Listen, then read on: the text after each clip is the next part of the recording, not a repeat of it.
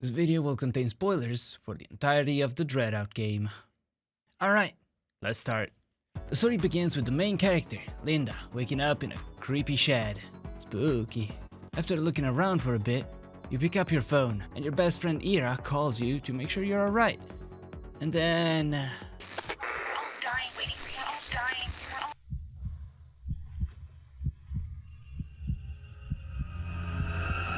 Oh. Well, hello there. This is where you realize that your real best friend is, actually, as any other teenage girl can confirm, your phone. Right off the bat, you see Lyra act a little strange, followed by your first encounter with a ghost, which you drive off by taking an ugly picture of her and posting it on your social network. You also learn that the phone camera reveals other things that are normally hidden, such as secret passages. You keep following after your friend Ireland, which leads you into your first death, where you get your first glimpse of God. You then respawn and find Error crying or laughing, I can't tell, under a set of stairs.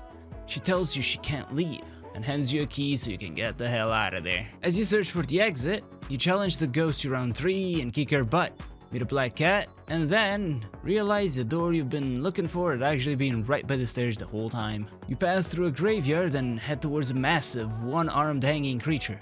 Find some smaller version of it back in the grave, take a picture of the candles, which leads you to... I'll just show it.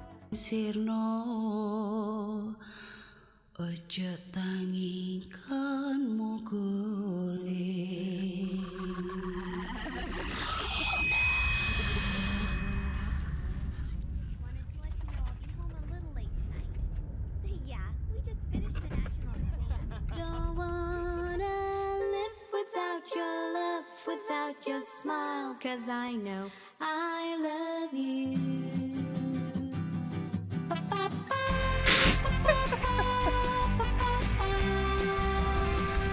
You wake up and realize it was all just a dream you had while sleeping in a car, as you were heading for some sort of field trip. You're introduced to your trustworthy teacher, Miss Siska, and your other classmates, Yayan, Tony, and Shelly. The car comes to a stop as it reaches a busted bridge, and Tony goes off into the wild, forcing everyone else to follow after him down the side path that leads to an abandoned town, which the group decides to explore, ignoring the pleas of the only seemingly sane person in the group. Oh, come on! This place is super creepy. Look, I'm already getting goosebumps. Why do we have to go in here anyway? Can't we just go home already? Quit fooling around. Let's just go back, okay? Shelly, I don't know if it counts for anything, but I completely agree with you. Some paranormal stuff happens, which nobody seemed to acknowledge. Then you reach a school and you have some bonding time with Arara over the old times while the rest explores inside. It gets late and the party decides to go look for Yayan, who hasn't returned yet. After they all get in, Area 51 gets possessed and locks the place up. You're now separated from the rest of the group and receive a call that turns the school into extra spook mode. You have your first encounter with Boreman, which seems to have some keys dangling from his neck. Meet a harmless ghost just passing by and a not quite so innocuous ghost lady with a bad case of back pain. You befriend Black Cat from before, which seems to have the power to ward off evil spirits, and then go around trying whatever you can think of to get the board's key, but to no avail. You die again and notice that the light is growing further away each time. Also, the game thanks you for purchasing an original copy. You're very welcome, game.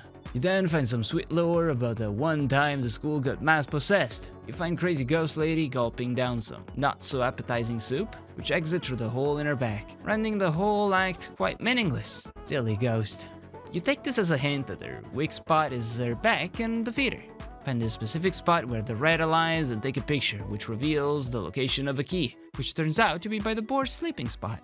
You open the locked door that leads to the scissors room, where you fight the scissor ghost in what turns out to be a test of your reflexes. You defeat him and obtain his scissors, which you use to cut free the keys from the board's neck. You pass through a curtain of mosquitoes, which leads you down a hallway of doors, where you make the acquaintance of Big Grandma. And no, she does not give cookies. You find a hidden door through the power of technology, and somehow make it back to the entrance hall. It's finally time to leave this cursed place. Just kidding, boss fight. This is where you first meet the lady in red. beat the boss, and finally make it out of the school, which leads to the second act. Right away, you get into a fight with a bunch of these tiny spirits, which end up stealing your phone. Though you've lost your only line of defense, not all hope is lost, as you meet up with your friend Donnie, although he seems to be going through a little bit of a phase. You obtain a weapon in the form of an umbrella, which unfortunately doesn't last long. You play a little bit of hide and seek with Donnie like the old times, followed by some tag, until a spirit comes by and turns his shrine upside down. Or, I guess, forward, backward. You get the point. Rest in peace, Donnie. You pass out from the shock and wake up right next to a convenient SLR camera, which you use to get revenge on the spirits and get your stuff back. You walk through a cave and reach this really nice garden with a big lady chilling in the back. And after a few puzzles, the garden reveals to be the graveyard from earlier, and the nice lady turns into the one-armed meat sack. You win the boss fight and meet the lady in red again, who sends you down for take 2. You come back, and now you find Shelly chilling in an abandoned building. Shelly is still losing her mind, which conversely solidifies her as the only sane person in the group. You find Miss Siska right after, but she's badly hurt. She mentions something's very wrong with Arcane and does the only sensible thing to do when one is supposed to deal with a powerful and dangerous possessed girl. She sends you to deal with her instead. You find Argonaut chilling outside and follow her through the woods into a small house where you sit down and have a nice friendly chat. She introduces you to Susie, a doll with a lovely sense of humor. Said there's a radio tower in the village nearby. You can climb the ladder to the top and then fall all the way to the... And you learn that supposedly they don't kill the living, which means that by the time Donnie's neck was snapped, he had already... Oh. She hands you a key through a neat magic trick and tells you to go visit her sister in her mansion. Also, Susie took a like to Erin, so she's not willing to give her back. You're planning on heading to a mansion, so you dress up nicely for the occasion, but not before one quick fuck you from the game. Damn it, Shelly! You now have no choice but to enter the mansion and meet up with older sister, who you can apparently only see through mirrors. She throws a bit of a tantrum and some chairs, but you finally manage to reach her room, and through that you enter the mirror world and have your long-awaited boss fight. After kicking her butt, you head to her room and notice a bunch of paintings of the woman in red. You sit by her mirror and meet the woman in red herself. She pulls you into the mirror and you find yourself back in front of the school. Thinking there's no way I'm going back in there, you run in the opposite direction as fast as you can, which leads you to the first ending. Search party discovers you and rescues you, although the woman in red seems to have different plans. Not satisfied with that ending, you go back and enter the school instead, where Lady in Red awaits you for another boss fight, which is a lovely variant of the popular game The Floor is Maggots. You manage to defeat her and enter the Shadow Realm, which you can only see through the lens of your cameras. So now you have to find your way through this invisible maze while holding back the Lady in Red. Sounds easy enough. You find the bone room and take a picture of it, but fail to stop her from sending you to the Nether. You wake up ready to walk towards the light as usual, but the Lady in Red surprises you in the respawn world. You have one final fight with her using the power of the power of photography. Chains. Yeah, chains. She easily overpowers you, but that's when you realize she was never your enemy. She says a new dawn is coming and you'll have a part to play. Casually walks away. You find yourself back in the school entrance and it's revealed that Miss Siska may not be, in fact, your ally. And Yayan was never to be seen again. And that was DreadOut.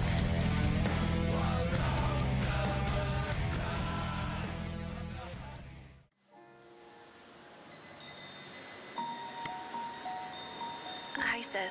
It's me. I'm sorry. It's comfortable here. She needs someone on her side. Even if you try to hide it, I always knew everything was real.